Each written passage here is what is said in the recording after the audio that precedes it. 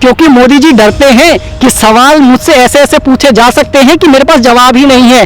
देश में स्वच्छ भारत तो आपने चला दिया, लेकिन स्वच्छता के नाम पर इतनी गंदगी है ना, जहां मैं खड़ा हूं उसके 100 मीटर आके देखो कूड़े का पहाड़ लगा हुआ, पहाड़। कि इस सरकार ने इस देश का बंटाधार कर रखा है, इसको युवाओं से मतलब ही नहीं है। देखिए, सोशल मीडिया की जहां बात करें तो कहीं ना कहीं कहीं की एक टैगलाइन जो है वहां काफी ज्यादा वायरल हो रही है, जिसमें साफ तौर पर कहा जा रहा है कि जहां परीक्षा देने से पहले उत्तर पता चल जाए उसे उत्तर प्रदेश कहते हैं। ऐसी जो टैगलाइन है जो वायरल हो रही है, कहीं ना कहीं कहें कि जो उत्तर प्रदेश में पुलिस भर्ती परीक्षा थी उसका कहीं ना कहीं आंसर शीट वायरल होने की बात को लेकर जो है इस तरीके के रोज जो है सोशल मीडिया पर चल रहे हैं। कहीं ना कहीं अखिलेश सरकार जो है वर्तमान सरकार को घेरती हुई इस मामले पर नजर आ रही है। लेकिन आपको बताएं कि इस समय जो है आईसीएस कोचिंग सेंटर जो बल्लभगढ़ की ब्रांच है उसके बाहर है। देखिए, तमाम स्टूडेंट्स जो है आपको यहाँ नजर आ रहे होंगे, कहीं ना कहीं कहें कि ये तैयारियां करते हैं। इसी के माध्यम से एक बार जो स्टूडेंट हैं उनसे बातचीत करते हैं। भाई, क्या नाम है आपका? भाई लक्ष्य नाम है। लक्ष्य, यहाँ से आपके साथी होंगे या किसी ने यूपी पुलिस का पेपर दिया था? हाँ, तो उसके बारे में पता चला कि अब क्या हुआ उसका? ये बोले कैंसिल हो गया। कैंसिल हो गया? कैंसिल क्यों हुआ? ये सरकार की हुआ है जी, हमें जी। किस वजह से कैंसिल हुआ? क्या कह सकते हैं, मतलब किस वजह से हुआ? सरकार की लापरवाही है। सरकार की लापरवाही है। क्या आपको नहीं लगता कि, चलिए आप एक मोटी मोटी छोटी सी भी बात कर लें, कि कितना खर्चा आ जाता होगा एक तैयारी करने पे ऐसे पेपर की? तैयारी सर बहुत खर्चा, डेली आवे जी यहाँ पढ़ने आईसीएस में, डेली 100 रुपये खर्च है रे पे, फीस भी है कि और बहुत खर्चा। तो ऐसे में कैसा लगता है आपको कि जब आप पेपर देकर आए हैं? फॉर्म भी भरा था 400 रुपये का, फिर वहाँ पर गए थे भी कानपुर पेपर देने, तो बहुत खर्चा। क्या आपको लगता है कि सरकार जिस तरीके से पेपर रद्द हुआ है, जब दोबारा पेपर ये भरा जाएगा तो क्या आपसे फीस लेगी या नहीं? क्या लगता है आपको कि 400 रुपये बता रहे हैं कि लगे थे, क्या दोबारा भी लगेंगे? लगने तो नहीं चाहिए सर। लगने नहीं चाहिए। क्या आपको लगता है कि इस तरीके के जो करतब हो रहे हैं, जो सरकार की ये खामी आप बता रहे हैं कि सरकार के लापरवाही से हुआ, क्या इसके लेकर कोई कानून होना चाहिए? हाँ जी, होना चाहिए जी। क्या कानून चाहते हैं आप? कि जो जिसने लीक करा है उसके खिलाफ सख्त कार्रवाई हो, जो आगे ना हो। अच्छा, कि आप मेहनत करके जाते फिर वो उसका कोई वो नहीं है, तो उसके लिए अच्छा कानून होना चाहिए। कहाँ पर सेंटर आया था आपका? कानपुर। तो यहाँ से इतनी दूर तक गए और उसके बाद जब ये हालात मिले, और कुछ कहना चाहोगे आप सरकार से? यही है जी, बहुत बढ़िया करो जी, कोई कानून बनाओ जो ऐसा ना हो इन फ्यूचर में, उसके लिए सरकार को कोई कदम उठाना चाहिए। क्या नाम है भाई आपका? अनुभव नाम है मेरा। अनुभव, आपने अभी जो कांस्टेबल भर्ती परीक्षा थी उत्तर प्रदेश की, उसका पेपर दिया था?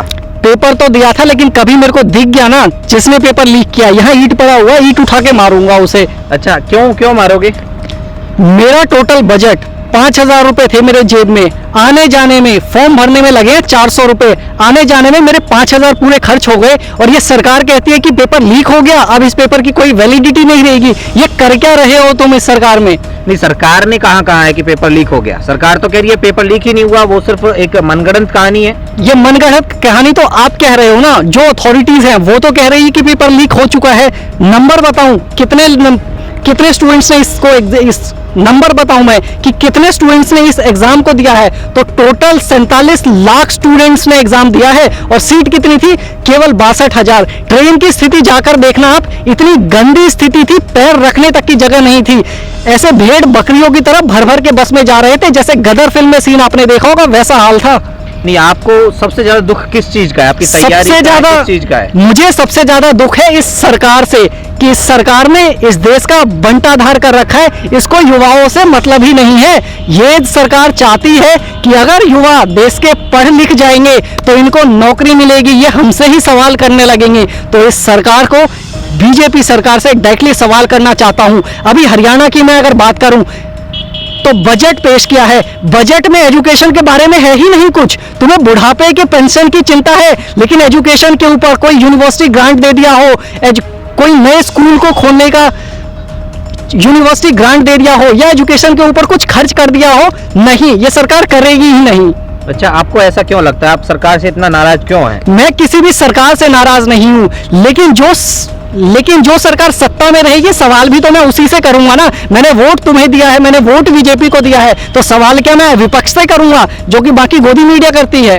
नहीं, आप जिस तरह गोदी मीडिया आप किसे कहते हो? गोदी मीडिया वो है जो डायरेक्ट सरकार को समर्थन करती है। तो आपको क्या लगता है कि जो ये भर्ती परीक्षा जो है, जो लीक कथित तौर पर बात हो रही है कि ये लीक हो गया, पेपर लीक हो गया, तो इस पर गोदी मीडिया ने कोई सवाल जवाब नहीं किए? मुझे तो करता हुआ कोई दिखा नहीं है।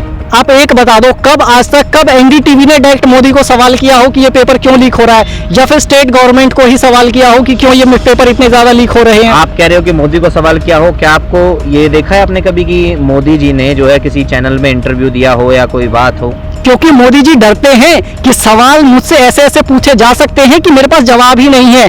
देश में स्वच्छ भारत तो आपने चला दिया, लेकिन स्वच्छता के नाम पर इतनी गंदगी है ना, जहां मैं खड़ा हूं उसके 100 मीटर आके देखो, कूड़े का पहाड़ लगा हुआ, पहाड़।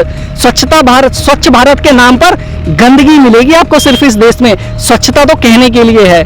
नहीं, देखिए इस बार जो है गवर्नमेंट ने शिक्षा के मामले में इन सब चीजों को लेकर जो है कुछ खास बजट नहीं पेश किया है। पहले के मुताबिक जो है इन चीजों पर जो है इनके बजट में कटौती की है। तो ऐसे में क्या कहोगे आप शिक्षा को लेकर? एक ही चीज कहना चाहूंगा, इस देश के युवाओं की बीजेपी को कोई परवाह नहीं है। अच्छा, बिल्कुल बीजेपी को परवाह नहीं है? इससे पहले सरकार थी उसको थी परवाह? देखो, इससे पहले सरकार थी, वो क्या करती थी उस टाइम पे, ना तो मेरी इतनी एज थी कि इस चीज को मैं समझ पाऊं, लेकिन बीजेपी के बारे में इतना तो समझ चुका हूं कि उसको इस देश के युवाओं के लिए कोई चिंता नहीं है।